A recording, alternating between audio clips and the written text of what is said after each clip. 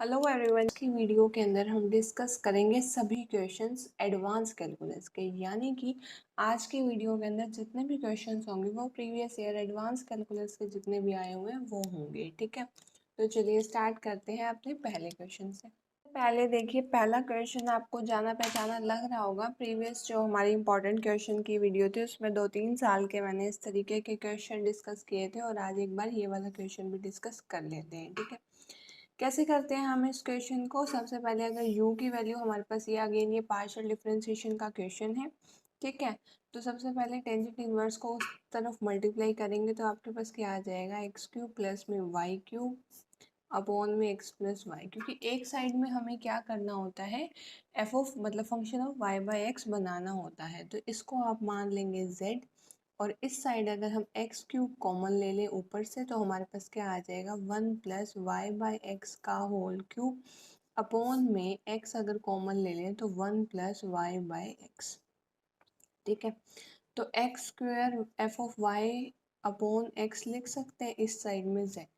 ठीक है, अब आपको पता है z की वैल्यू क्या है आपके पास, टेंजेंट u, क्योंकि आपने z किसको माना है, टेंजेंट u को। ठीक है, तो आपके पास जब आप डिफ्रेंशिएट करेंगे तो x curl z by curl x plus में y curl z by curl y is equal to n कितना है इसके अंदर 2 और साथ में क्या आ जाएगा z। जैसे ही इसको डिफ्रेंशिएट करेंगे टेंजेंट u को विद रिस्पेक्ट टू x, तो टेंजेंट का आ जाएगा सीकेंड स्क्वायर यू। टेंजेंट का क्या आ जाएगा आपके पास, सीकेंड स्क्वायर यू और curl u by curl x as it is. ठीक है, उसके बाद प्लस में y secant square u curl u by curl y is equal to 2 tangent u. ठीक है, अब देखो अगर हम इसको उस तरफ लेके जाएं और लेफ्ट साइड में आपके यानी कि सेकंड स्क्वायर u कॉमन लेके अगर आप उस तरफ इसको लेके जाओ तो आपके पास राइट साइड में 2 टेंजेंट u है, इसको आप साइन u अपोन में कोस u लिख सकते हैं। और इस तरफ सेकंड स्क्वायर u अपोन में आ रहा है, सेकंड स्क्वायर u को 1 बाय कोस सेकंड मतलब सेकंड u क्या होता है 1 अपॉन कोस u। अब ये वाला जो सीकेंड स्क्वायर यू कॉमन लिया है, इस तरीके के आप काफ़ी क्वेश्चन कर चुके हैं तो आपको पता होगा ये अपोन में जाएगा, अपोन में जाएगा तो इसको ऊपर लिख देंगे कोस में, क्योंकि सीकेंड अपोन में गया और मल्टीप्लाई होगा तो कोस होगा। कैंसल आउट करके 2 साइन यू कोस यू आ गया, that is equal to sine 2u। ठीक है, तो आपके पास करेक्ट ऑप्शन कौन सा आ जाएगा, थर्ड ऑप्शन इज करेक्ट। ठीक है, ये पार्शियल डिफरेंशिएशन का क्वेश्चन था आपके पास। आई होप इस तरीके के मैंने आपको उस वीडियो के अंदर भी कहा था, काफ़ी क्वेश्चंस हैं बुक के अंदर भी, तो उन सभी को एक बार ट्राई कर लेना। इस तरीके का क्वेश्चन आता है और ऑलमोस्ट हर साल आया भी हुआ है। ठीक है, चलिए इसके बाद नेक्स्ट क्वेश्चन देख लेते हैं। नेक्स्ट क्वेश्चन क्या है, maximum value of the function. ठीक है, अब आपके पास अगला क्वेश्चन 7 चैप्टर का है। 7 चैप्टर के क्वेश्चन भी मैंने पिछली वीडियो के अंदर वो स्टेशनरी पॉइंट वाला जो क्वेश्चन था उसको डिस्कस किया था। चलिए अब देख लेते हैं इस क्वेश्चन को किस तरीके से सॉल्व करना है। ठीक है, 7 चैप्टर के अंदर अगर आप देखिए हमारे पास पेज नंबर 7.4, अगर आपने साथ में बुक खोल रखी है और आज तो आप साथ में बुक खोल ही लो एडवांस कैलकुलस की, क्योंकि सारे क्वेश्चन ही एडवांस कैलकुलस के हैं आज तो। ठीक है, तो किस तरीके से निकालते हैं आप इन क्वेश्चंस को, वो सारे जो आपके पास फॉर्मूलाज हैं वो पेज 7.4 पे मेंशन है सारे केसेस। ठीक है, अब एक दो केस तो मैं आपको करा दूंगी, बट अगर आपने एक बार सारे केसेस पढ़ लिए और एक पेज पर उनको लिख लिए तो आपको एग्ज़ाम तक याद रहेंगे, तो आपको किसी भी टाइप के क्वेश्चन के अंदर दिक्कत नहीं आएगी। ठीक है, तो अब आपको क्या करना है, इस क्वेश्चन की मैक्सिमम वैल्यू निकालनी है। ठीक है, तो वही आपका पहला स्टेप क्या होगा, पहला आपको क्या करना होगा, partial differentiation with respect to x and partial differentiation with respect to y। ठीक है, जैसे ही partial differentiation with respect to x होगा तो 6x प्लस में 3x स्क्वायर, और partial differentiation with respect to y होगा तो माइनस में 2y। ठीक है, अगेन हम इसको डबल डेरिवेटिव यानी कि partially double derivative with respect to x करेंगे तो 6 प्लस 6x आएगा, और विद रिस्पेक्ट टू y करेंगे तो -2। ऐसे ही एफ ऑफ एक्स वाई, यानी कि वाई वाले का differentiation with respect to x क्या आ जाएगा, 0। क्योंकि हमें इन क्वेश्चंस के अंदर निकालना क्या होता है, ए सी माइनस बी स्क्वायर। ठीक है, ये हमारे पास क्या होता है ए, ये हमारे पास होता है सी, और ये हमारे पास होता है बी। तो बी तो 0 आ गया, ए सी आपके पास क्या आ रहा है, 6 + 6x इंटू में -2। ठीक है, ये आपके पास आ गई वैल्यू। ठीक है, अब आपको बताएं कि एक्सट्रीम पॉइंट्स के लिए आप क्या करते हैं, इक्वल टू 0 कर लेते हैं। ठीक है, तो इसको इक्वल टू 0, इसको इक्वल टू 0, यहाँ से आपके पास y आ गया 0, और यहाँ से अगर मैं इसको सॉल्व करूँ, 3x² प्लस में 6x is equal to 0, 3x x plus 2 is equal to 0, तो x की वैल्यू 0 और -2 आ गई। x की वैल्यू क्या आ गई, 0 और -2। ठीक है, अगर आपके पास x की वैल्यू भी एक आती, y की वैल्यू भी एक आती, तो ज़रूर उसी पे ही मैक्सिमम वैल्यू होती है। बट अभी ये x की वैल्यू 2 आ रही है, तो आपके पॉइंट्स कौन कौन से हो गए, 0 0 और -2 0। अब आपको करना क्या है, ए सी माइनस बी स्क्वायर को दोनों पॉइंट्स पे चेक करना है। ठीक है, क्योंकि मैक्सिमम वैल्यू के लिए आपको पता है कि हमारे पास a c minus b square greater than 0 आना चाहिए। लिख देती हूँ मैं, a c minus b square greater than 0 आना चाहिए, और ए लेस देन 0। जिस केस में ये आ गया ना, इन दोनों में से जिस वैल्यू को पुट करने पे, तो हमारे पास वो आ जाएगी मैक्सिमम वैल्यू, मतलब उस पॉइंट पर आ जाएगी मैक्सिमम वैल्यू। जैसे ही हम इसके अंदर 0 0 पुट करेंगे, ठीक है, तो आपके पास क्या आ जाएगा, -12, जब हमने 0 0 पुट किया। ठीक है, और जब -2 और 0 पुट करेंगे तो आपके पास क्या आ जाएगा, 6 -12 और -2, पॉजिटिव आ रहा है। ठीक है, क्या आ रहा है, पॉजिटिव। एक पे पॉजिटिव आ रहा है और एक पे नेगेटिव, मतलब क्या आ रहा है आपके पास, नेगेटिव आ रहा है। ठीक है, तो इसका मतलब क्या है, जिस पे पॉजिटिव आ रहा है, देखो अगर दोनों पे पॉजिटिव आता तो इस कंडीशन को चेक करते हैं ना, अभी तो एक ही पर पॉजिटिव आ रहा है, एक पर नेगेटिव, तो ये कैंसिल आउट और ये हो जाएगा सेटिस्फाई, -2 0। चलिए पुट करके देख लेते हैं, फंक्शन की मैक्सिमम वैल्यू निकालनी है, तो -2 0, एक्स को -2, वाई को 0, इसी के अंदर पुट करके देख लेते हैं। ठीक है, तो यहाँ पर थोड़ा सा स्पेस कम है, कोई नहीं, करा देती हूँ मैं। एफ ऑफ एक्स वाई था, तो इसको एफ ऑफ -2 और 0। ठीक है, एक्स को -2, वाई को 0, एक्स को -2 पुट किया तो क्या आ जाएगा, 12 -0 प्लस में, ठीक है, -8 इज इक्वल टू 4 आ गया। ठीक है, यानी कि आपके पास जो पॉइंट था जिस पर मैक्सिमम वैल्यू आनी थी, अगर उस पॉइंट को मैंने फंक्शन के अंदर पुट किया तो मेरे पास मैक्सिमम वैल्यू क्या आ रही है, 4। तो 4 हो जाएगा इस क्वेश्चन का करेक्ट आंसर। ठीक है, सबसे पहले ए सी माइनस बी स्क्वायर की वैल्यू निकालनी। जब तक आपको चारों केसेस नहीं आते होंगे, आपको यही चीज़ पता नहीं लग पाएगी कि हमें ग्रेटर देन 0 चेक करना है या लेस देन 0। तो केसेस एक बार चारों रीड आउट कर लेना है। ठीक है, चलिए अब देख लेते हैं नेक्स्ट क्वेश्चन की स्टेटमेंट क्या है। साथ साथ में अगर आप देखें, इन क्वेश्चंस के ऊपर मेंशन भी है कि ये कौन से क्वेश्चंस हैं, यानी कि किस ईयर का कौन सा क्वेश्चन उठा रखा है। ठीक है, तो चलिए आपको क्या निकालना है इस क्वेश्चन के अंदर, dy बाई डी एक्स। ठीक है, तो सबसे पहले मैं करूँगी क्या इसके अंदर, क्योंकि थीटा का फंक्शन है, तो मैं निकालूंगी dx अपॉन में डी थीटा। ठीक है, जैसे ही थीटा के रिस्पेक्ट में डेरिवेटिव करोगे तो 1 माइनस कोस थीटा आ गया। ऐसे ही इसको जब आप करोगे dy बाई डी थीटा, तो आपके पास क्या आ जाएगा, a इंटू साइन थीटा, क्योंकि इसका डेरिवेटिव हो जाएगा 0 और माइनस कोस थीटा का डेरिवेटिव हो जाएगा साइन थीटा। ठीक है, अब क्योंकि आपको dy बाई डी एक्स निकालना है, तो क्या मैं इसको इस तरीके से लिख सकती हूँ, dy by D theta into D theta by D x. Solve करेंगे जब आप, a sine theta, a 1 minus cos theta.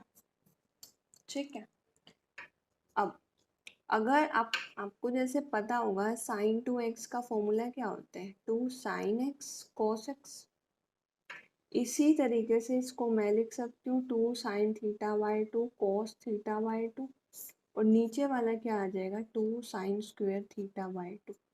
Square से ये चीज़ कैंसिल आउट होके एक तरीके से आपके पास क्या आ गया, कोट थीटा बाई 2। ठीक है, क्योंकि आपके पास यहाँ पे थीटा की वैल्यू गिवन नहीं है तो ऐसे काट के मत दिखाना, पर ये तो एमसीक्यू है, आप चाहे माइंड में काट लेना। कोट थीटा बाई 2 आपका आ जाएगा। किसी तीसरे वेरिएबल के अगर फंक्शन दिया हो तो इस तरीके से निकालते हैं। अगेन आप देखेंगे ये भी 5th चैप्टर का क्वेश्चन है। तो 5th चैप्टर 8th चैप्टर इस बुक के काफ़ी इंपॉर्टेंट चैप्टर्स हैं जिसमें से एमडीयू क्वेश्चन हर बार देता है। ठीक है, तो यहाँ पर आपका आ गया कोट थीटा बाई 2, क्योंकि ऊपर था कोस थीटा बाई 2 और नीचे था साइन थीटा बाई 2। ठीक है, तो आई होप आज के तीनों क्वेश्चंस आपको पहले क्लियर हो गए होंगे। चलिए अब देख लेते हैं हमारे पास क्वेश्चन 37 2016 का। ये सारे जो नंबरिंग है ना क्वेश्चन की, ये सेट एक ही है, और 2013 का तो है ही सिर्फ एक, आई थिंक एक सेट, या किसी एक पेपर का एक ही सेट है, तो उसमें तो कन्फ्यूजन की बात ही नहीं। ठीक है, तो ये आपके पास चैप्टर के अंदर भी वैसे पहला ही एग्जाम्पल है, तभी मैंने कहा है एक्सरसाइज कम और एग्जाम्पल्स पे ज़्यादा फोकस करना है। ठीक है, अब आपको क्या निकालना है, इस फंक्शन की लिमिट। एक बार ज़ीरो पुट करके देखो। ठीक है, ज़ीरो पुट करते हैं आपके पास 0/0 फॉर्म बन रही होगी। इसका मतलब क्या करेंगे, लॉपिटल रूल निकालेंगे। ठीक है, जिसको कुछ बच्चे एल हॉस्पिटल रूल भी कहते हैं, उसको लॉपिटल रूल कहते हैं आजकल। तो लॉपिटल रूल के अंदर क्या होता है, ऊपर वाले का डेरिवेटिव और नीचे नीचे वाले का डेरिवेटिव। तो ऊपर वाले का डेरिवेटिव जैसे ही आप करोगे तो पावर आगे, अंदर वाला एज इट इज, उसके बाद अंदर वाले का डेरिवेटिव। ऐसे ही इसको log 1+x², पहले इसका डेरिवेटिव फिर अंदर वाले का डेरिवेटिव। ठीक, तो ये पूरी चीज़ तो कैंसिल आउट हो जाएगी। अंदर क्या बच जाएगा, 2 से 2 कैंसिल करने के बाद limit x tends to 0 tangent inverse x upon में x। ठीक है, टेंजेंट इनवर्स x अपॉन में x अगेन पुट करके देखेंगे तो क्या बन रहा है आपके पास, 0/0 फॉर्म। तो अगेन लॉपिटल रूल लगाने पे आपके पास क्या आ जाएगा, टेंजेंट इनवर्स x का 1/1+x² और नीचे वाले का डेरिवेटिव 1। तो जैसे ही लिमिट पुट करोगे तो आंसर क्या आ जाएगा, 1। ठीक है, आई होप आपको ये क्वेश्चन क्लियर हो गया होगा। बहुत इजी क्वेश्चन था, अगर आता है तो 30 सेकेंड से कम कम में आपका हो जाना चाहिए था ये क्वेश्चन। ठीक है, अब अगला क्वेश्चन जो है आपको कंफ्यूज करने के लिए इस तरीके का दिया हुआ है, 2017 में आया था ये क्वेश्चन। अदरवाइज ऐसा अगर हम सेम देखें तो limit x tends to b करके इस तरीके से दिया हुआ है बुक के अंदर, बट आपके पास a टेंड्स टू b है। एग्जाम्पल 2 है ये आपके पास बुक का 3.1 का। ठीक है, तो कैसे करना है आपको, अगर आपके पास एक बार मतलब आपसे इस तरीके के कंफ्यूजिंग क्वेश्चन नहीं होते तो डायरेक्टली जहाँ जहाँ पर ए है वहाँ वहाँ पर पहले ही एक्सपोर्ट कर लो, ताकि आपके मतलब हम हमेशा लिमिट एक्स या वाई को ही पुट करते हैं ना, तो आपको कंफ्यूजन नहीं आएगा। ठीक है, उससे बहुत इजी और जल्दी हो जाएगा। जहाँ जहाँ पर ए है मैं वहाँ वहाँ पर क्या पुट कर रही हूँ, एक्स।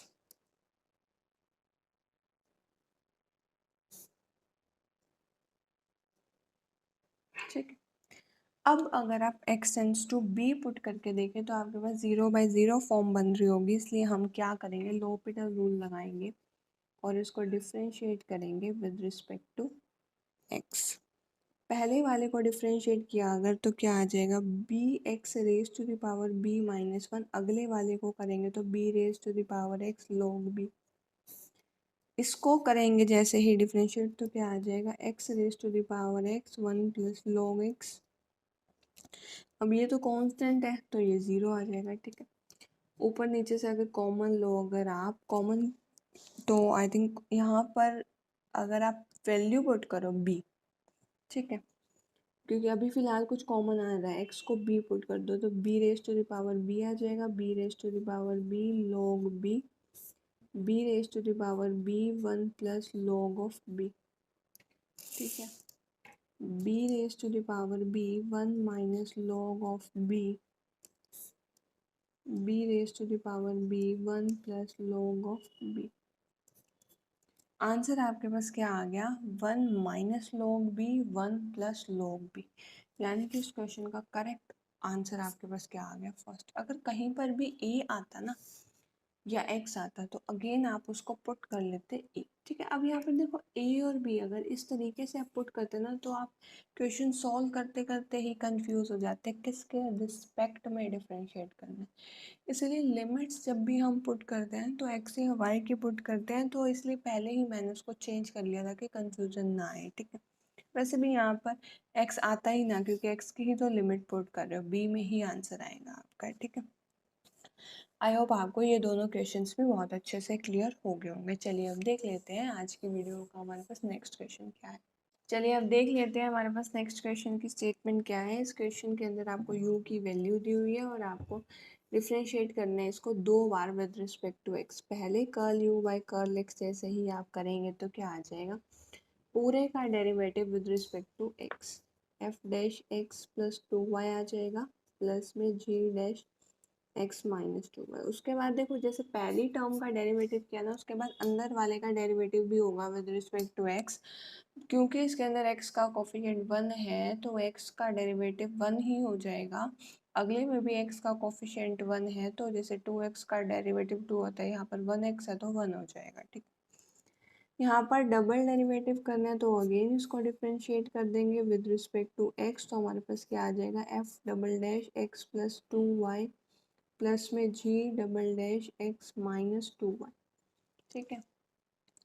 अब क्वेश्चन के अंदर ऑप्शन सारे के सारे किस में हैं, विद रिस्पेक्ट टू y के अंदर, तो curl u by curl y भी निकाल लो, उसके बाद curl 2u upon curl y square भी निकाल लेंगे सो दैट कंपैरिजन इजी हो जाए। पहला derivative with respect to y क्या आ जाएगा, f dash x plus 2y, अंदर वाले का derivative with respect to y, ऐसे ही g dash x minus 2y, अंदर वाले का derivative with respect to y, अंदर वाले का derivative with respect to y क्या, तो यही आएगा। ऐसे ही अगेन डिफरेंशिएट, अंदर वाले का डबल डेरिवेटिव, सॉरी पूरे का डेरिवेटिव एक बार था अब 2 बार हो गया, अंदर वाले का डेरिवेटिव किया तो 2 आ जाएगा, एक 2 पहले गया तो 4 हो जाएगा। अगली टर्म का डबल डेरिवेटिव होते ही g double dash x minus 2y, अंदर वाले का डेरिवेटिव -2, एक -2 पहले गया तो 4 हो जाएगा। अब देखो अगर मैं इसमें से 4 कॉमन ले लूँ तो अंदर वाली टर्म क्या है, curl 2u upon curl x square के इक्वल, ठीक है। अगर हम कंपैरिजन करके देखें तो इसकी 4 इसी की तो वैल्यू पूछ रखा है तो क्या आ जाएगा, curl 2u upon curl y square, that is option second आपके पास क्या आ जाएगा, करेक्ट, ठीक है। चलिए अब देख लेते हैं नेक्स्ट क्वेश्चन। इसके बाद देखिए अगला question Lagrange's mean value theorem के ऊपर है। फंक्शन की वैल्यू आपके पास क्या दी हुई है, एफ एक्स की वैल्यू है x इंटू एक्स माइनस 1, ठीक है। और बोल रहा है कि लैग्रेंजेस मीन वैल्यू थ्योरम को यूज़ करना है, इसका मतलब सारी कंडीशन सेटिस्फाई हो रही होंगी, फंक्शन कॉन्टिन्यूस होगा क्लोज इंटरवल पे, वैसे भी पोलिनोमियल फंक्शन है कॉन्टिन्यूस होता है क्लोज इंटरवल पे, डेरिवेबल होगा ओपन इंटरवल के ऊपर, तो हम कह सकते हैं एक पॉइंट सी मिल जाएगा, there exist at least one point C जो बिलोंग करता होगा किसके अंदर, ओपन इंटरवल के अंदर, दैट इज 1 2 के अंदर, such that f of b minus extreme points f of 2 minus f of 1 upon में 2 minus 1 is equal to f dash c आना चाहिए, ठीक है। f of 2 क्या आएगा, पुट करो इसके अंदर 2 इंटू 1 माइनस 0 अपॉन में 1 is equal to f dash c। f dash c की वैल्यू मेरे पास क्या आ गई, 2, ठीक है। अब आपको देखना है कि किसके वैल्यू, यानी कि आपको तो सी पॉइंट निकालना है ना, तो एक बार इसी फंक्शन का मैं अगर डेरिवेटिव भी निकाल लूँ, एफ डैश एक्स निकालूँ तो मेरे पास क्या आ जाएगा, एक्स एज इट इज़ अंदर वाले का डेरिवेटिव, यू भी रूल लगा रही हूँ, प्लस में x minus 1 as it is इसका डेरिवेटिव। सॉल्व करने में मेरे पास क्या आ रहा है, 2x माइनस 1, यानी कि एफ डैश सी की वैल्यू क्या आ गई, 2c minus 1 is equal to 2, that is 2c is equal to 3, और c की वैल्यू मेरे पास क्या आ गई, 3/2, यानी कि ऑप्शन सेकंड आपके पास क्या हो गया, correct. Lagrange's mean value theorem, Rolle's theorem, Cauchy theorem, सारी थ्योरम जितने भी थर्ड चैप्टर के अंदर है उनकी स्टेटमेंट्स पढ़ के जाना, और मैं तो कहती हूँ ऐसी ऐसी बातें तो एक पेज पर लिख लो सो डैट उस पेज को आप रोज रिवाइज करते रहो, क्योंकि अभी 10 दिन मेरे अकॉर्डिंग आपके पास और कोई काम होना नहीं चाहिए अदर देन एंट्रेंस की प्रिपरेशन की, क्योंकि अगर आप ऊपर के 60 रैंक में आ गए तो इसको आपको बहुत बेनिफिट मिल जाएगा। तो प्लीज़ 10 दिन अपना सारा फोकस जो भी आप इम्पोर्टेंट काम है दिन के वो कर लीजिए, अननेसेसरी काम छोड़ दीजिए और अपनी प्रिपरेशन पर पूरा फोकस कीजिए। चलिए अब देख लेते हैं नेक्स्ट क्वेश्चन की स्टेटमेंट हमारे पास क्या है। अगला क्वेश्चन है क्वेश्चन नंबर 32 और 32 क्वेश्चन की स्टेटमेंट देखिए। 2017 का क्वेश्चन है, एफ ऑफ एक्स की वैल्यू दी हुई है, under root x square minus 4x belong कर रहा है 2 to 4 के अंदर। तो आपको चेक करना है रोल्स थ्योरम एप्लीकेबल होगी या लेग्रेंज थ्योरम एप्लीकेबल होगी, इस तरीके से, ठीक है। तो अगर आप देखें रोल्स थ्योरम हमारे पास इसके अंदर एप्लीकेबल नहीं हो रही है, क्योंकि रोल्स थ्योरम की हमारे पास स्टेटमेंट क्या होती है, अगर आपने पढ़ी हो रोल्स थ्योरम ध्यान से, तो रोल्स थ्योरम के अंदर ये होता है कि कॉन्टिन्यूस होना चाहिए किस पर, क्लोज्ड इंटरवल के ऊपर, डेरिवेबल ओपन इंटरवल के ऊपर, और एक्सट्रीम पॉइंट पर वैल्यू सेम आनी चाहिए। एक्सट्रीम पॉइंट पर वैल्यू क्या सेम आ रही है, जो पॉइंट दिए हुए हैं, एफ ऑफ 2 आ रहा है 0, एफ ऑफ 4 आ रहा है आपके पास 16 माइनस 4 रूट 12, तो नहीं आ रही सेम। रोल थ्योरम तो एप्लीकेबल होगी नहीं। ऑल ऑफ द अबव भी गलत आ गया। लेग्रेंजेस अगर आप चेक करके देखें, लेग्रेंजेस के अंदर दो ही कंडीशंस है, कौन कौन सी, एक तो कॉन्टिन्यूस आना चाहिए ओपन इंटरवल के ऊपर, डेरिवेबल आना चाहिए क्लोज, सॉरी, कॉन्टिन्यूस क्लोज पे, डेरिवेबल ओपन इंटरवल पे आना चाहिए, तो हमारे पास एक पॉइंट मिल जाता है such that this and this, ठीक है। तो इस तरीके से आप अगर देखेंगे तो लेग्रेंजेस मीन वैल्यू थ्योरम की दोनों कंडीशन सेटिस्फाई हो रही है, तो इसका मतलब ये हो जाएगी करेक्ट। और अगर आपने देखा हो कि क्योंकि मल्टीपल चॉइस है, अगर एक क्वेश्चन एक ऑप्शन आपको पक्का श्योरिटी है करेक्ट है, तो बाकी देखने की ज़रूरत ही नहीं है, तो बाकी आप ऑप्शन स्किप कर सकते हो, ठीक है। चलिए देख लेते हैं अब हमारे पास नेक्स्ट क्वेश्चन की स्टेटमेंट क्या है। बाकी आपको कोई भी क्वेश्चन छोड़ के नहीं आना, क्योंकि नेगेटिव मार्किंग नहीं है, तो सारे अटेम्प्ट करके आना प्लीज़, ठीक है। क्योंकि अगर बाई चांस आपका लक काम कर जाए तो उस अटेम्प्ट की में से भी काफ़ी ठीक क्वेश्चन हो सकते हैं, ठीक है। अगला क्वेश्चन चैप्टर नंबर 8 का क्वेश्चन है, एज इट इज रिजल्ट है आपके पास ये सेरेट्स फॉर्मूला के 8 चैप्टर के अंदर वो रिजल्ट्स देखे होंगे, उसमें आपको पता होगा कि ये तीनों रिजल्ट बिल्कुल ट्रू हैं और फोर्थ रिजल्ट क्या है, गलत। और क्वेश्चन के अंदर पूछ भी क्या रखा है, विच वन इज इनकरेक्ट, तो आपको इनकरेक्ट चूज करना था। ये क्वेश्चन वैसे आपको बुक में से एज इट इज मिल जाएगा, इसमें समझाने वाला कुछ नहीं है, बट फिर भी मैंने इसको क्वेश्चन को क्यों दिया वीडियो के अंदर, ताकि आप एक बार, अगर आपने साइड में बुक खोल रखी है, प्लीज़ इनको नोट डाउन कर लो एक पेज के ऊपर, क्योंकि अगर इसमें से एक बार क्वेश्चन आ चुका है तो इस बार भी क्वेश्चन आ सकते हैं। इन फॉर्मूलाज पे पहले भी एक क्वेश्चन आ चुका है वीडियो के अंदर, तो 8 चैप्टर को लाइटली मत लो। 8 chapter, third chapter, fifth chapter आने हैं। थर्ड चैप्टर की तो ये थ्योरम्स अच्छे से कर जाना, लेग्रेंजेस, रोल्स, कॉचेस, ठीक है। और फिफ्थ चैप्टर का जिस तरीके के क्वेश्चंस आए हुए हैं उसी तरीके के ही रिपीट होंगे। एक तो जिसके अंदर हमने अभी ऐसे पार्शियली डिफरेंशिएट किया, और सेकेंडली वो हमारे पास आइलेट्स फंक्शन वाले हैं, ठीक है। तो चलिए अब देख लेते हैं हमारे पास अगला क्वेश्चन कौन सा है। तो क्वेश्चन नंबर 36 जो है आपके पास चैप्टर नंबर 8 का क्वेश्चन है। क्वेश्चन की स्टेटमेंट देख लेते हैं हमारे पास क्या है। The locus of centre of curvature for a curve is called its, ठीक है। तो आपके पास इस तरीके की डेफिनेशंस है डिफरेंशियल ज्योमेट्री वाले चैप्टर के अंदर, और ये सब आपको अच्छे से करके जाना है एग्जाम के अंदर, ठीक है। तो चलिए देख लेते हैं locus of centre of curvature, ठीक है। जो आपके पास कर्वेचर होता है उसके सेंटर के लोकस को क्या बोलते हैं, इवोल्यूट, ठीक है। इस तरीके की अब जैसे इसके अंदर एनवेलप, टोर्शन और कैरेक्टरिस्टिक तीन ऑप्शंस है ना, तो आपको साथ के साथ क्या करना है स्मार्ट स्टडी के लिए, इन तीनों की डेफिनेशंस भी रीड आउट कर लो, ठीक है। सो डेट क्या हो, अगर अब इसके ऊपर ऑप्शन आ सकता है ना एमडीयू के अंदर, तो इसके ऊपर क्वेश्चन भी बन के आ सकता है, तो ठीक है। इतना तो आप कर सकते हो ना कि जितने भी ऑप्शंस हैं उनको अच्छे से स्टडी करना है आपको, और इसका जो करेक्ट ऑप्शन है वो है इवोल्यूट, ठीक है। एज इट इज़ डेफिनेशंस आपको मिल जाएंगी। अगर आप चैप्टर खोल के देखें तो उसके अंदर regular curve, tangent to a curve, सारी डेफिनेशंस है, सारे रिजल्ट्स आपको बहुत अच्छे से करने हैं। इसके एग्जाम्पल्स बेशक मत करो क्योंकि लेंथी है, 1 मार्क के अंदर नहीं आ सकते, बट डेफिनेशंस आपको बहुत अच्छे से करनी है। इक्वेशन ऑफ टेंजेंट लाइन क्या होती है, इस तरीके से जितनी भी इक्वेशंस हैं वो आपको बहुत अच्छे से करके जानी है, ठीक है। Thank you so much for watching my videos and giving me a lot of support. Have a nice day.